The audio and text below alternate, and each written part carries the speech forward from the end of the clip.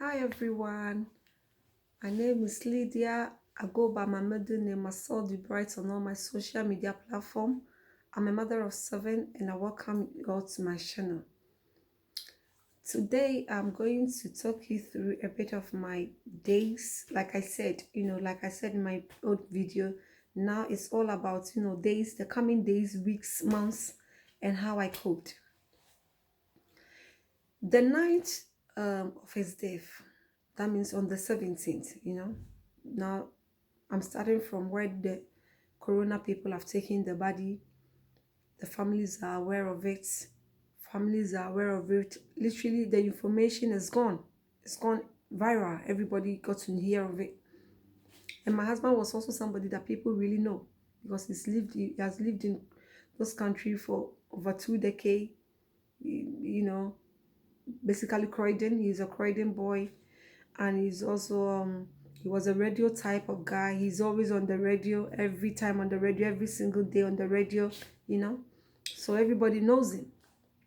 And he's also somebody that he can go today and see someone or meet somebody in the tram or bus stop and will bring the person home.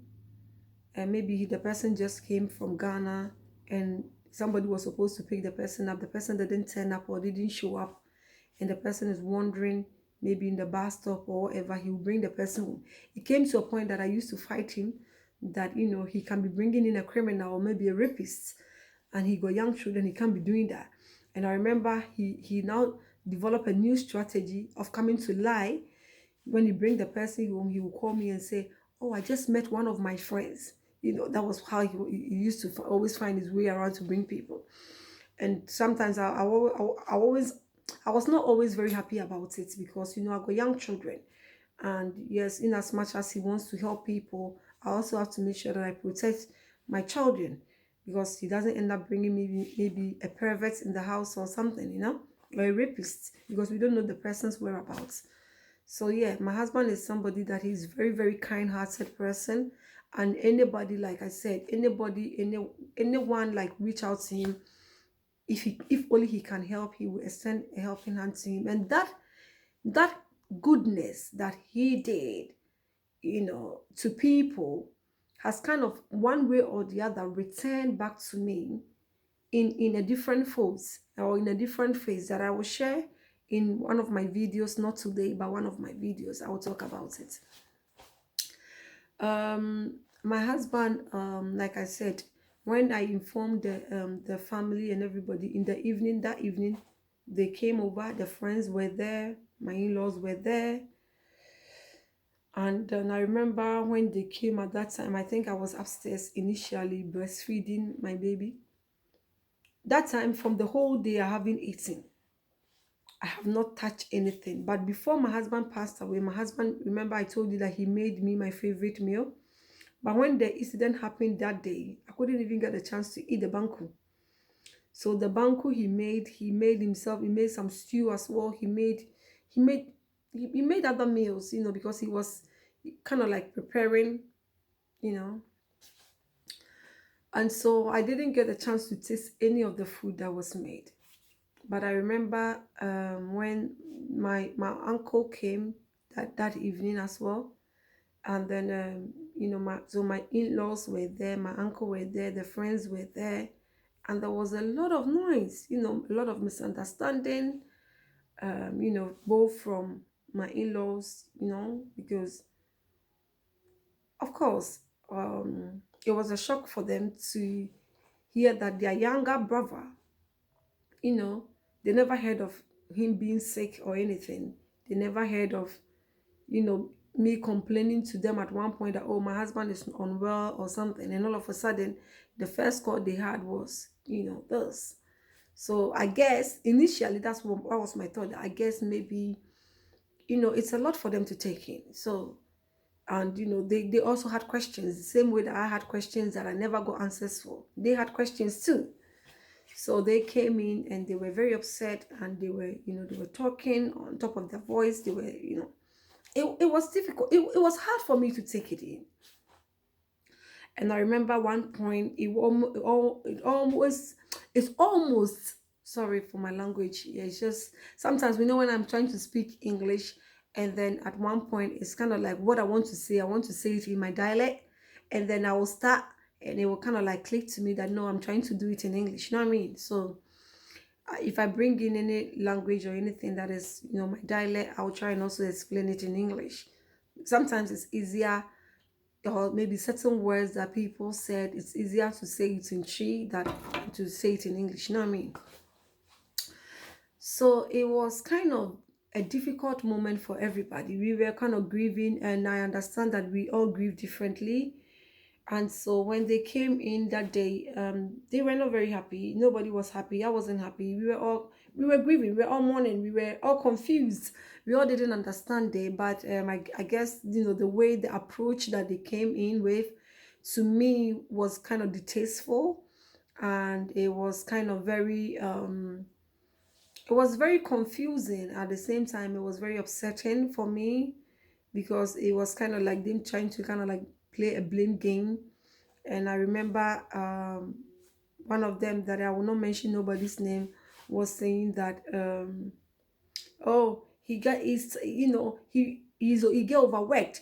He worked too much, and he might be tired, and this and that, and this and that. And then the other person also got up and was like, oh, this and that. And one person was like, oh, we don't even get a chance to even see our, blah blah blah. And we don't, she's not even been calling us. And anytime we call, we call him, he doesn't pick up, and we have to call your phone. But it was a whole lot of bizarre, a whole lot of, things that, to me, it was unnecessary. At that point, even if we have anything to say, I feel like that day was not the right time. And I know that there was a lot of issues before, prior to the death of my husband, that we needed to talk about, but it wasn't just the right time.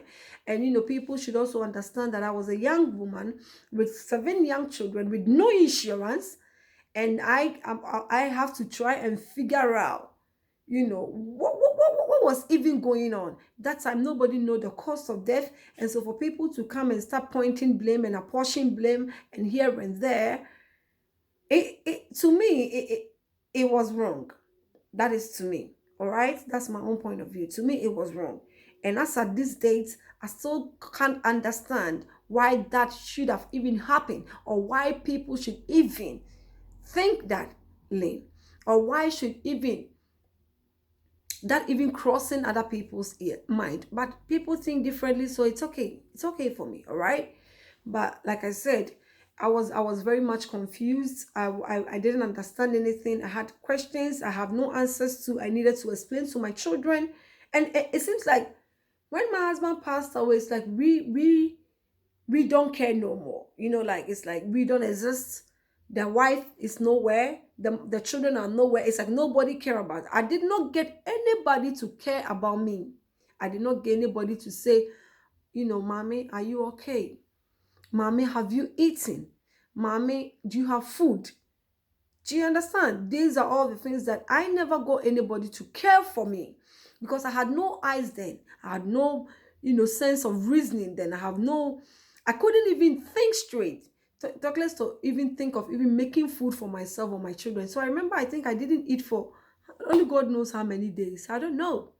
I didn't eat for over a week before my sister came, because that time my uncle was sleeping with me in my house. My uncle, but he works during the day, so in the evening he'll come and sleep in my house, because according to, well, we all knows that it's not easy for a young person to be mourning, or a widow to be alone in the house. But I was alone. I was empty. I was lonely. I was alone. I was alone with the children. Let me give a shout out to a brother friend of my husband, Sir Richie. He was amazing during that time. I remember he was the only person that the day my husband passed away, he said to me that, I know you have not even eaten. And I know for you, there was no point for me to even offer you food. But I'm taking the children to my wife to feed them. And I'll bring them the next morning. And I said, okay. So that day, Sir Richie took the children and fed my children. Before that, the kids and I have not eaten anything because nobody could even ask me for anything. I think the only person that might have taken something was baby that was breastfeeding, and me, I have not eaten. So what was baby even sucking? I don't know. I wasn't hungry. Hunger was the last thing in my mind. I think I never got hungry. I never got hungry for I don't even for days, for weeks. I never got hungry. That is why I lost a drastic weight within the shortest time. I lost over 12 point something kg in the shortest possible time because I never felt hungry because he was the person that I eat with. So each time I get food, it reminds me of him and I'll just burst into tears. When my sister came over, that was when my sister started giving me food. And for me, everybody who knows me know that I have a very good appetite.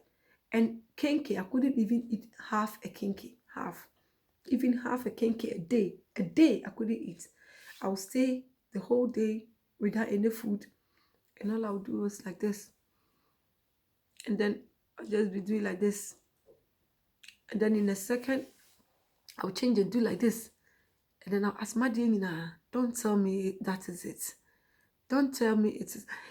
Because I was still in denial. I was still questioning. I was asking myself questions. But certain part of me was holding on to some faith of stroke of luck. And so whenever my phone rang, I'll quickly rush and go and pick up the phone, thinking that the people are going to say to me that he's awake. I don't know why I was thinking that, but I guess some part of me never thought he could die like that. So they told me that they were going to do the postmortem. And then I remember they first called me to tell me that they did 2 tests within the first 48 hours. The first call that came was that they did 2 tests. One of them was they ran the check for corona and it was negative. Then they checked for food poison and that was negative. And that was a relief for me because I remember one of my husband's friend called me because, upon all this bohaha that was going on that night, one of my husband's friend called me and asked me, did my husband had any issue? I said, no. Was he troubled? I said, no. Was he going through anything that I'm aware of? I said, no. And then he asked me, is it possible that my husband could take his own life? And I said, God forbid. He would never do that. He has so many reasons to live. He loved life. The man I know, my bright, my coffee, he loved life. He would never. And then they said, thank God, if only you believe that. And I said, what? And then he said to me, I never slept the whole night. And I said, why? He said, because from what the families were saying and from what everybody was speculating, I'm kind of scared for you. And I said, why? And then they said, because you know what, if it happens that your husband died of food poison, do you know the consequence? And I said, I don't give a fuck about it. Excuse my French. I don't give a hook. Whatever my husband would die of, it got nothing to do with me. Because we live in an advanced country, I can't bribe nobody and nobody can bribe the system either. That is one. Secondly, if my husband died of food poison, then my children would have died too because they all had the same meal. I'm the only person that did not eat that meal because it was late and he refused to let me eat that meal. So because of that, my husband's friend who thought so much about me told us to, and my uncle, they decided that they were gonna, bin all the food that my husband cooked. So they threw all the food away from the bankun, the okra stew, the soup, the stew, everything. They bin everything because from all the thoughts that has gone on the previous day, they were confused whether it was something that whether my husband decided to harm himself or it was a food poison or it was whatever, they didn't know. So my uncle thought that it would be in my best interest that I allowed them to, throw the food away. And they did. So whatever last meal my husband made, all the meals he made, I didn't get a chance to eat them. And to be honest, if they have not thrown the food away, I would have eaten it. I don't even care even if it was poison. I would have eaten it because it was my husband's meal he made for me.